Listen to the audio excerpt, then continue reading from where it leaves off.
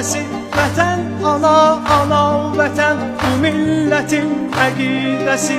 Boğulmasın Quran səsi, kəsilməsin azan səsi. Unutmarıq vətən üçün yanan kəsi, ölən kəsi.